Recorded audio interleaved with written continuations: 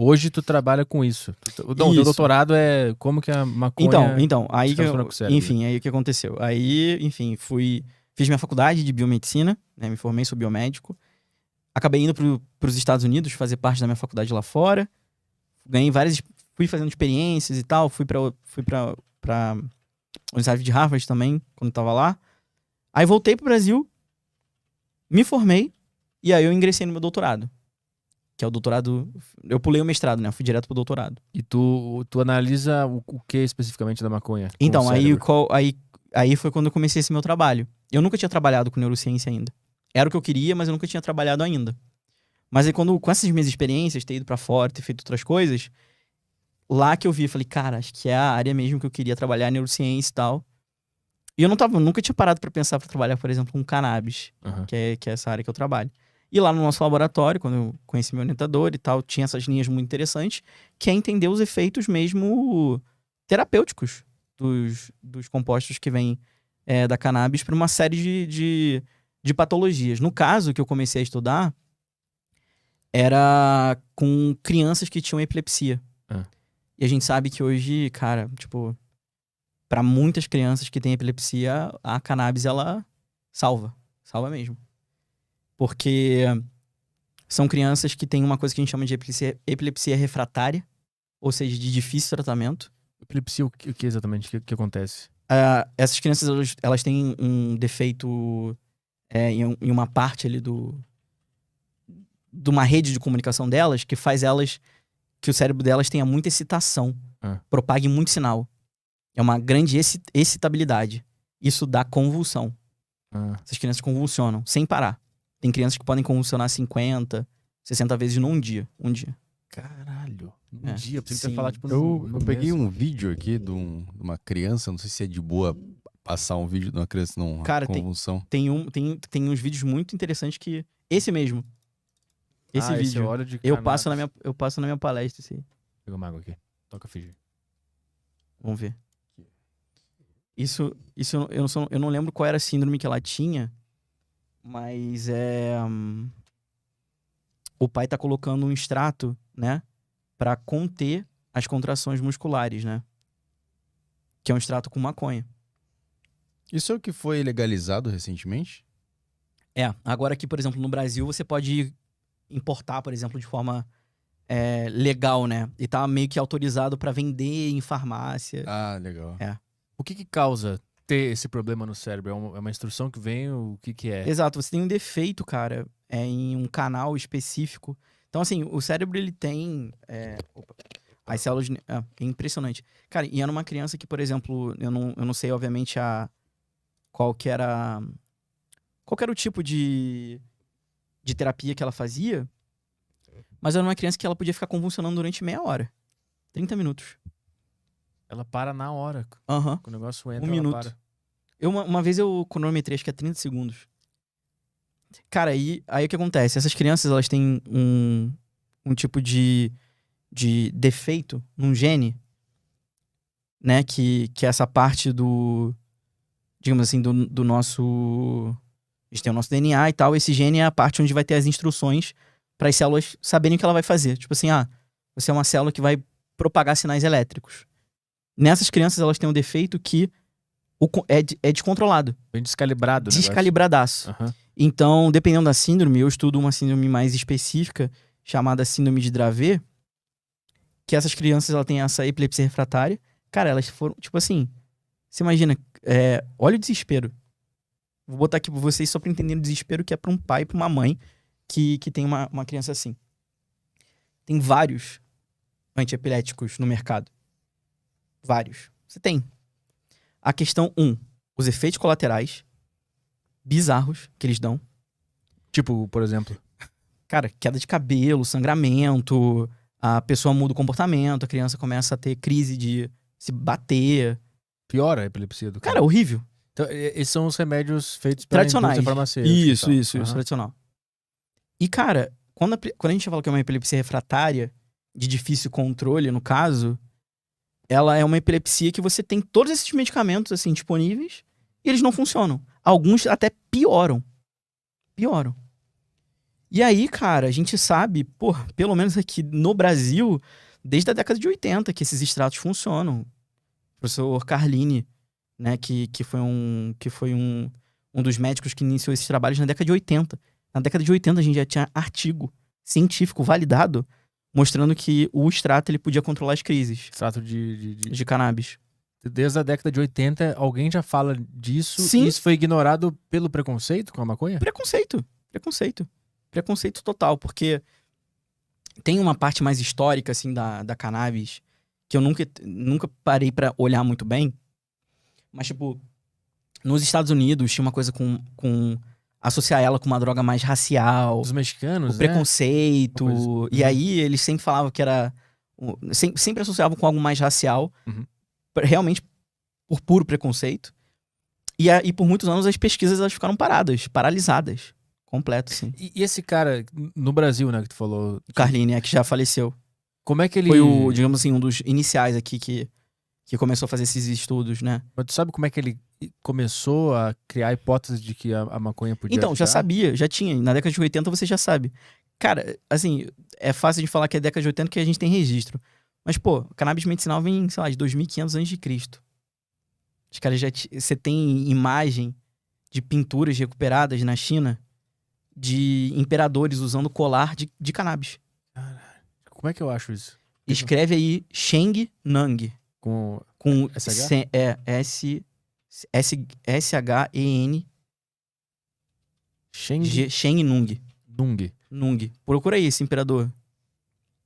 Vai ver retrato dele, cara, com colar de cannabis. Desde aquela época. É ele aí mesmo. Esse aí. Era um imperador chinês que plantava e já naquela época você já tinha registros de usar ela pra várias coisas. Controlador. Umas coisas assim, que eles não sabiam como que isso acontecia. Beleza, eu sei que é uma planta, mas o que ela faz, assim? Sim, qual é a instrução que ela manda? Qual que é a instrução? Isso a gente foi descobrir só um tempão depois. Quando a gente foi, então, entendendo que era muito mais que uma planta, cara. Porque a gente tem maconha no nosso cérebro sendo produzida. O nosso próprio cérebro tem um sistema chamado endocannabinoide que secreta substâncias muito similares ao que a gente encontra na planta. Você acha que a cannabis ela faz efeito por quê? A gente tem receptores, a gente nasce com esses receptores. Então, por exemplo, para uma substância fazer um efeito em você, é como se fosse uma chave abrindo uma fechadura. Tem que ter algo ali esperando aquela Isso, esperando. Né? Exato. Perfeito. Isso é muito bom de analogia, cara. Por isso, eu vou ter que rever o podcast pra pegar as analogias. Mas é isso. É como se estivesse ali esperando. Então, a gente tem esses receptores canabinoides espalhados pelo nosso corpo. Pé, no intestino, na cabeça, em todo lugar. Assim, você pega, às vezes, o mapa, é do pé à cabeça. A gente tem esses receptores. Caralho. Se a gente tem receptor, a gente pode ter um efeito. E depois que a gente foi descobrir, né, lá pelo Michulan, que era um químico israelense, ele que descobriu esse sistema endocannabinoide. Descobriu que a gente tinha substâncias produzidas pelo nosso próprio corpo. Então, o meu cérebro ele produz um pouquinho de maconha. Produz todo dia. Com qual objetivo? Homeostase, equilíbrio. Faz parte do equilíbrio do seu corpo. Aí tem várias funções. Pode ajudar a você ter mais fome, a você dormir melhor. São substâncias que elas fazem homeostase. Caralho. Como, por exemplo, a anandamida e o 2-AG, que são esses dois endocannabinoides que têm essas funções de equilíbrio mesmo. Já viram? Se você consegue deletar o sistema endocannabinoide em camundongos, eles não sobrevivem. O que eles fazem? Morrem.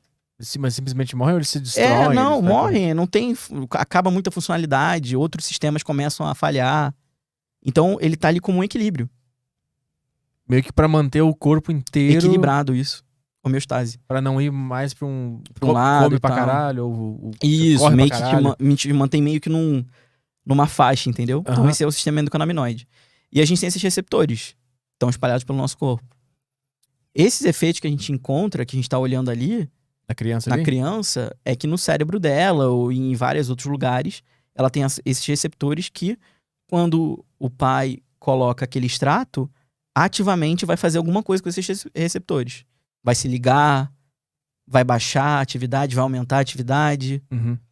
Então, Quando a gente fala sobre cannabis medicinal, isso é importante falar, cara. A gente não fala mais sobre se funciona. A gente já sabe que funciona. Só que a gente vive num país com uma ignorância científica absurda. Uhum. Não falta evidência.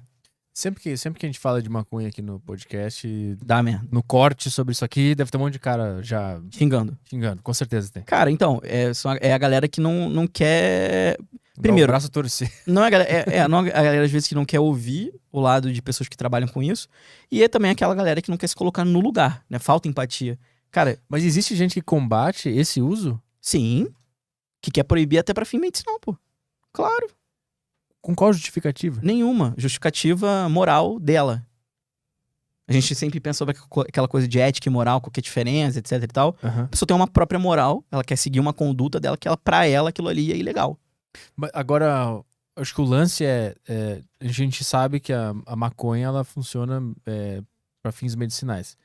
E o recreativo, como é que tu enxerga esse Então, aí ponto? também aí são dois mundos. Quando a gente fala sobre, por exemplo, o que eu estudo, aí eu vou só voltando um pouquinho, é poder entender como que esses medicamentos, como que esses compostos da maconha, que tem vários compostos que são derivados dela, outras substâncias, né, substâncias ativas, que a gente chama de canabinoides, por exemplo, o canabidiol, que é famoso, o THC.